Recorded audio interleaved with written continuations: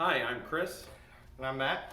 and today we're going to talk about how to make a list for Warhammer 40k. Specifically, we're going to start here with the detachments. So when you make a list for competitive play, match play, most games that you play, they're going to be Battleforged, and we're going to talk about what Battleforged is right now. So Battleforged usually means that you have all your units within a detachment of some kind. If you're playing for fun and you just want to test out random units, you don't necessarily have to have them in a detachment because detachments have certain requirements and what you have in them, and that's the main thing that we're kind of talking about today. And what he's touching on is called an unbound army, but a Battleforged army is when they're all in a detachment, and when you are Battleforged, you will gain access to command points, and those command points are used to access special abilities and different things that you can do throughout the game. We're not going to worry about what command points are for right now, but we are going to talk about detachments first. So there are a lot of detachments in the game. And you are limited on how many number of detachments you can take based on the points limit of the game, which I have that table up, and then I'll shift over to you for different detachments. So if you are in a combat patrol, which is up to 500 points, you can take one detachment. An incursion, which is up to 1,000 points, you can take two. And then a strike force, which is up to 2,000 points, you can take 3 detachments. Anything over, you're just getting into larger aspects of the game. There are rules as written for that. But I mean, honestly, if you are playing 3,000 and 4,000 point games, at that point, you're just bringing whatever it is you want to bring. And they don't really do that at a competitive level. So we're going to focus on strike force. So we're going to shift over to Matt, and he's going to talk about the 6 main detachments, I think it is, that you're going to see. Maybe 8. Yeah. So the most prominent ones you're going to find are going to be a patrol and a battalion. Both are very similar. Patrol, we'll start with that one because that's kind of your smallest one. If you're not bringing a lot of units, you bring into a smaller game, or you can even bring multiple of the same kind of detachment if you want. But a patrol, the things you need to have are at least 1 HQ and 1 troop choice. You can bring up to a max of 2 HQs, 3 troops, up to 2 elites, 2 fast attack, 2 heavy support, or 2 flyers. You don't necessarily have to fill out all of those outside of the 1 HQ and the 1 troop. The important thing to keep in mind with these first handful of detachments, if you have your warlord, which is the person you're going to declare as like, this is the leader of my army, and usually get special benefits out of it, these detachments will refund you command points. So real quick, I'm going to interrupt him. Yep. Each detachment has a command point cost associated with it. So patrols cost 2 command points. So again, if we're focusing on the 2,000 point game, you start with a pool of 12 points. Each patrol you take is going to cost 2 of those points. Each battalion will cost 3 of those points, and each brigade will cost 4 of those points. We're not going to talk about brigades today. Simply because those have such stringent restrictions that most armies are not going to fit within a brigade. So, like he said, if your warlord is in a patrol or battalion, the cost of that detachment is refunded back to you, and that's game-wide. Now, there are going to be some army differences, like some armies will refund the cost of the detachment if your warlord is in this or in that. So there are some exceptions to the rule, but if you just go into it knowing that patrols and battalions are refunded, if your warlord is in it, then you are one step ahead of everybody else. Like you are learning, and that is good. So that being said, we're going to jump over to the battalion detachment and talk about what you need for that. Yeah, and so as I touched on earlier, the battalion is just a bigger form of the patrol. This time, instead of just needing 1 HQ and 1 troop, you now have to have at least 2 HQ choices and 3 troop choices. All right, and those are the minimum requirements. Beyond that, you can bring up to 3 HQs if you want, up to 6 troops, up to 6 elites. So this gets in the part where you can get into the meat of your army and get your special units. Up to 3 fast attack, 3 heavy support, and 2 flyers also. In addition to these, all the detachments that I can see, at least for the most part, at least the main detachments here, you can also bring dedicated transports for every infantry choice. So it's not necessarily a troop, but infantry. So like you could have, say you're playing Space Marines and you have a unit of Terminators in your elite slot. They are infantry. You can bring a dedicated transport for that unit in addition. And the other thing to keep in mind is that dedicated transport doesn't have to be dedicated to the infantry unit. You can just take one in your army based on the number of infantry units that you have. So if you're playing Guard, for example, or Astra Militarum as the kids say it, you can take a unit of Bulgren and 3 units of regular infantry guys, and you can take a Chimera, and it doesn't have to be dedicated to any one of those units. You can choose what unit goes into it as long as it fits into it. So it's not that they're tied to the infantry, you're just restricted based on how many infantry units you bring. And then, so those are the main detachments. Those are the ones you're probably going to see the most often, especially for armies that have their 9th edition codex, because you get the most benefits for bringing those detachments. Again, there are exceptions, but by and large, that's what you're going to see most frequently, is either a patrol or a battalion or some combination thereof. From there, we're going to go into some of the more niche detachments. We'll start with the Vanguard detachment, which you will see mostly in like a Space Marine army, or specifically Dark Angels. Around the time that we're making this, they're pretty relevant and kind of recent, and they're getting a lot of use right now. Now the Vanguard detachment is focused on your elite selection. So if you're familiar with Dark Angel and such, they're bringing a lot of Terminators. They bring a certain type of list, and that is why this is important. You do not get, or thing to note, you do not get your command points refunded if your warlord's in this detachment. Normally, as I was saying, like Dark Angels, they think they do for their Deathwing, but normally you do not get this refund. And that costs 3 command points to bring a Vanguard. So if you bring a patrol with your warlord and then you bring a Vanguard, you're spending 5 total command points for detachments, but getting 2 refunded for having the warlord in the patrol. Again, like Matt said, there are some exceptions, but by and large, if you just know that that is the rule, you'll be fine. Yeah, and it's to kind of bring the way that we kind of have interpreted the way that detachments work in this edition is the reason the certain ones are getting the refunds is because they want you to focus a bit more on the troop aspect of the game, and so you're paying a premium, and there's a little bit of a mild penalty if you want to bring your more of your other selections exclusively. So for the Vanguard detachment, your minimum requirements are going to be 1 HQ and 3 elite choices. All right. Now you can bring up to 2 HQs, up to 3 troops, up to 6 elites, up to 2 fast attack, 2 heavy support, and 2 flyers. In addition, you still get the transport rules, or to bring a dedicated transport for every infantry. But other than that, I think those are all the big things about the Vanguard. Yep, and then you're going to move into another detachment called the Spearhead detachment. Spearheads you're going to see again in specific armies and specific builds. They're one of the detachments you're probably going to see if you see a lot of orc players, because they want to spam like the Death Dreads or the Morkanauts and things of that nature.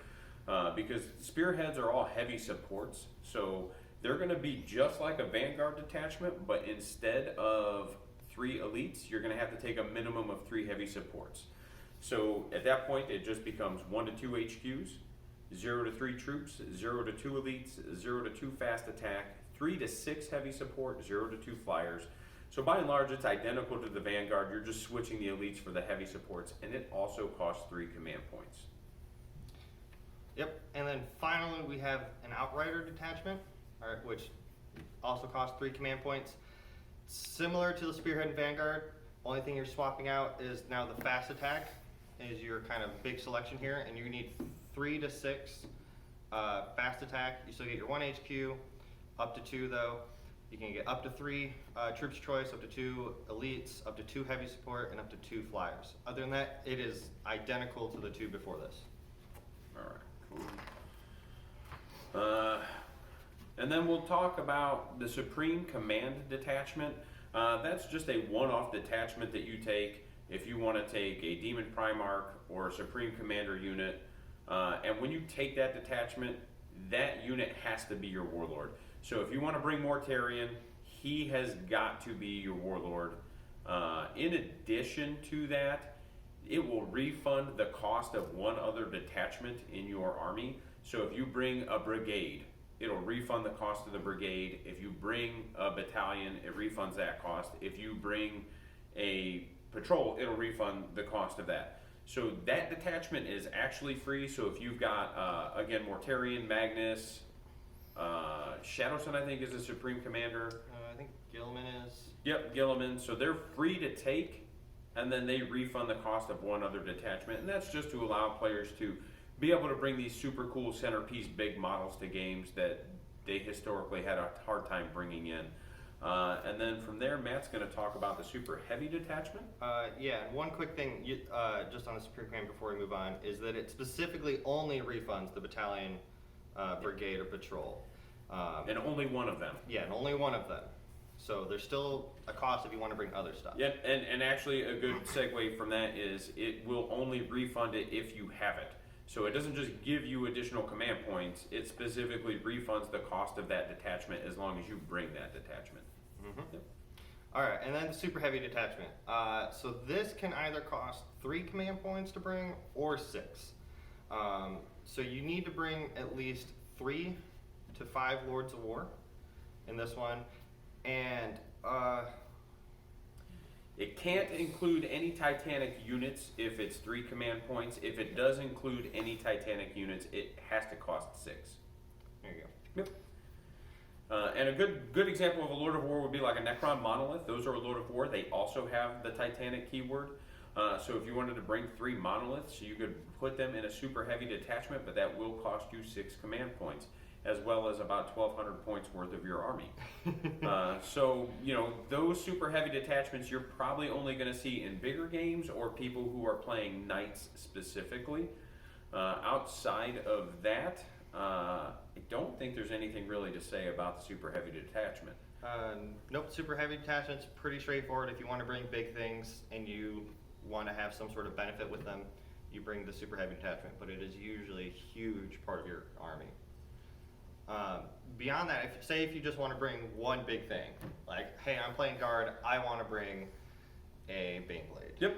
Because I don't want to have friends. I mean, I play this game, so I probably don't have friends anyway. Yeah, I mean, you bring 20,000 plasma, so that's fine. But you can bring a super heavy auxiliary detachment. So there's no inherent benefit that the unit you put in this detachment will get if you have like a regimental doctrine or something like that, or a chapter tactic. It's not going to get that benefit, but it lets you bring 1 Lord of War. Yep, and what he's saying, to just kind of further clarify, is that, again, if you're playing guard and you bring this Baneblade and you bring it in a super heavy auxiliary detachment, it costs 3 command points to bring that Baneblade. And then because you're only bringing 1 Lord of War in this specific detachment does not allow you to get your regimental doctrines for that Baneblade. So again, if we were talking about a monolith and your dynastic bonuses, your monolith is literally just a monolith. The rules it has on the data sheet are all you get. So if you're guard and you're Catachan, your Baneblade won't get the rerolls when you're rerolling how many shots you get for each gun, because it's in this detachment and it doesn't get the doctrine bonuses. So you are going to see those occasionally for people who play like guard and they want to bring that Baneblade, but by and large you're not going to see too many of them because you're spending a premium for a model that's just not going to have rule support. Yeah, and just as a side note, if anyone had a keen eye to notice, there's no way to bring 2 Lords of War in a nice way.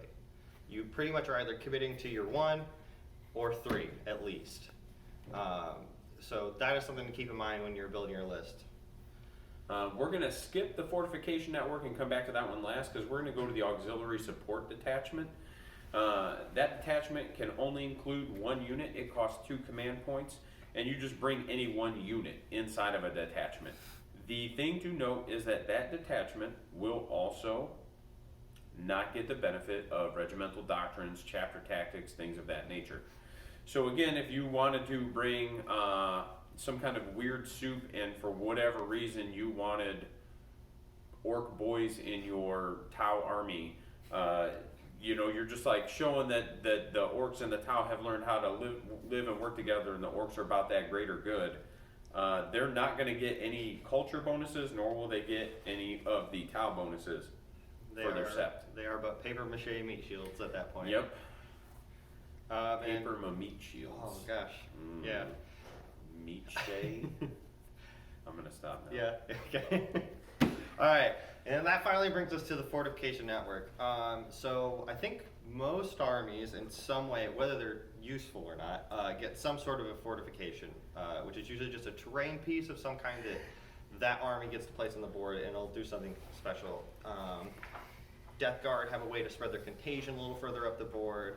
Guard get little like turrets essentially. Yeah, they get some. So those green wall barricades that you saw in our how to build a board video, those are actually from the Imperial Guard Fortification Network. They have a turret that they can take optionally, but it basically allows you to place barricades on the table as free terrain that you get to use. So that is an example. Thousand Suns get the well, Chaos Space Marines Yes. get like the Noctilus Crown, which is a big like Stargate looking thing, which benefits your Psychers and hurt other ones. Space Marines have the bunker, which is really neat. Yep, the Hammerfall bunker, which is interesting. Yeah, it may be good, maybe bad. I don't know. It's fun. It seems really fun. Yeah, it's a really big footprint though, so fitting out on the board is a little concerning sometimes. So yeah, you can take 1 to 3 fortifications in this detachment. It costs 1 command point, and then if your fortification shares the faction keyword with your army, it gets refunded. So if you're playing Space Marines and you bring the bunkers, the cost of that fortification is refunded back to you because they're both Adeptus Astartes keyword. In addition, I think it goes all the way up to the Imperium, so they can probably bring like the Guard one and still get it refunded because they share the Imperium faction keyword. And it's based off your warlord. So if your warlord is not Imperium or Space Marine, and then you take you take that, then it won't get refunded. So, in addition, fortifications are set up kind of weird. They're set up on the board with terrain before the game begins. So if you're going to bring fortifications to a game, that's a conversation you're going to need to have with your opponent or your TO if you're in a tournament. Because if they set up boards as dense as we do here, you're going to need to make sure that they either A, make space, or allow you to place them while terrain is getting placed so that you can put them down. Because with the fortifications, they have to be at least 3 inches from objective markers and other terrain features. So as Matt was saying, the bigger terrain features like the Hammerfall bunker, which does have a massive footprint. I think it was roughly like 5 or 6 inches square. It's a big thing. It's a dinner plate essentially. Yep. So it's got a big footprint. You need to have that conversation. In addition, units in the fortification network don't gain chapter tactics or regimental doctrine bonuses either. So like your Hammerfall bunkers, I'm sorry Dark Angels players, but they are not getting +1 to hit because they never move. That's just how it is. I'm not 100% sure why that rule is in existence. Probably just to prevent silliness like that, like this wall can't ever move, so it's always going to be hitting on 3s or 2s or whatever it hits on. So that being said, those are the different detachments. When you build your army, if you want to play a match play game, you're going to want to build your army in detachments. My recommendation for when you're first starting is to just try to build your whole army inside of a battalion. It is the easiest one to work with when you're first getting started because it gives you a lot of flexibility and allows you to bring a variety of units. When you can take up to 3 of everything and then 6 elites and 6 troops, like it allows you a lot of flexibility. You get to see a lot of different things in your army, and then as you get better at list building and playing, you're going to understand different combos that you can do. For instance, you just played like a Marine soup combo, Chaos. So kind of talk about how that list was made and what detachments you use for that. Yeah, so for previous tournaments, normally I play Thousand Suns, and right now they're not in the greatest position. So I wanted to take advantage of the Psychers, the Wizards I got, and so I can bring something like a patrol, bring a couple of my Exalted Sorcerers, or something like a named one like Armin, and bring a couple of my Marines, which are relatively resilient. And then I can bring something like, I have a bunch of Chaos Demons, and Plague Bearers are very resilient. I can bring a patrol of my 1,000 Sons, and then bring, say, another, I'm turning too far, another like patrol or battalion of Nurgle Demons or something. Or if I just want to bring, we were talking about the Noctilith Crown, that fortification piece for Chaos-based Marines, which has the Chaos faction keyword. I can bring that to give myself some free rerolls for all my Psychers, both on the Nurgle and the 1,000 Sun side. There's so many options you can do if you have allies you can bring to your army. Yeah, and the one thing to keep in mind though is if you're dipping into allies, there are certain armies that lose their army-wide bonuses if you have allies. So like Death Guard, if your whole army doesn't have the Death Guard keyword, they're going to lose their contagion. Yep. So if you wanted to bring Nurglings and Plague Bearers, you certainly could by taking one detachment of Death Guard and then one detachment of Chaos Demons. But because Chaos Demons don't have the Death Guard keyword, they are going to lose that contagion range where everything's -1 toughness. In addition to that, like Space Marines are going to lose their doctrines, their super doctrines. Like they'll still get their chapter tactics, but I believe they lose all their doctrines if you bring a detachment that isn't Space Marine in your army. Again, there's going to be some exceptions. There's what are the units that don't take up a slot called? Like the assassins and the. So you're going to have, and I can't remember what the word for it is right now, but you're going to have units that just don't take up a slot.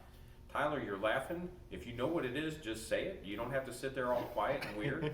So they don't take up a slot. They'll specifically say on their data sheet, like, this does not prevent this or that. So like an assassin, an inquisitor, like there are some exceptions to these rules, but by and large, again, if you just go into it with the understanding that if your whole army isn't Space Marines, you're going to lose your doctrines. And that's okay, Yeah, and always read your army's rules and specifics.